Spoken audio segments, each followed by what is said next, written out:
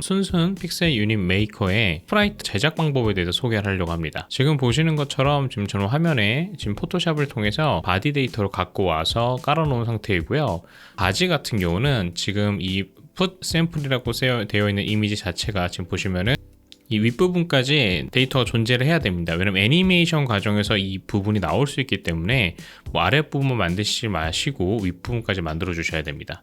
다음은 옷 부분입니다. 옷 부분의 경우에는 지금 각 파트 부분이 지금 바디랑 레프트, 라이트로 나눠져 있기 때문에 미러, 그러니까 반대로 좌우 반전이 될 수 있도록 존재하도록 만들어 주신 다음에 지금 보시는 것처럼 이런 식으로 바디와 양쪽 팔의 데이터가 같이 있는 하나의 스프라이트 이미지로 만들어 주셔야 됩니다. 스펌에서는 옷과 갑옷의 경우는 이 멀티플 스프라이트 형태를 사용하기 때문에 이렇게 하나의 이미지로 만들어 주셔야 됩니다.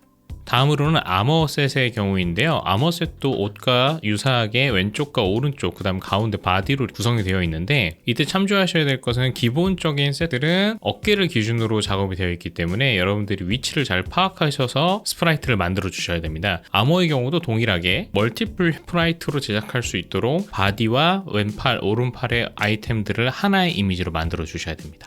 다음으로 수염 오브젝트입니다. 수염 오브젝트의 경우는 외곽선이 존재하지 않고 완전 흰색과 약간 회색으로 음영이 되어 있습니다. 이 부분을 고려하셔서 제작을 하시면 됩니다. 헤어 아이템의 경우도 음영이 존재하는데 약간 차이점이 있는 게 외곽선이 존재합니다. 이 얼굴과 이어지는 부분에는 외곽선이 존재하지 않고요. 그다음 바깥쪽에 존재하는 데이터들에는 검은색 외곽선이 존재하고 있습니다. 다음으로 헬멧입니다. 헬멧도 역시 똑같이 얼굴과 이어지는 안쪽으로 들어가는 부분에는 검은색 외곽선이 존재하지 않도록 제작되어 있습니다. 또한 스퍼맨 시스템상 헤어와 헬멧이 동시에 나오지 않기 때문에 이 부분을 고려해서 작업을 해주시면 될 것 같아요. 다음으로 방패라든지 아니면은 검은 지금 보시는 것처럼 크기를 적당히 맞추셔서 포인트는 유니티에 세팅을 해주셔야 하기 때문에 해당 부분을 참조하셔서 디자인 작업을 해주시면 됩니다. 뒤에 들어간 아이템들은 가급적이면 이런 식으로 미리 작업을 한 다음에 뒤에 배치해서 작업을 해보면서 아이템들을 만들어 주시면 될 것 같습니다. 스펌 유료 사용자분들에게는 지금 제가 보여드리고 있는 이 PSD 형태의 프리셋을 제공해 드릴 예정이고요. 꼭 그렇지 않아도 사실은 손쉽게 구성해서 만드실 수 있기 때문에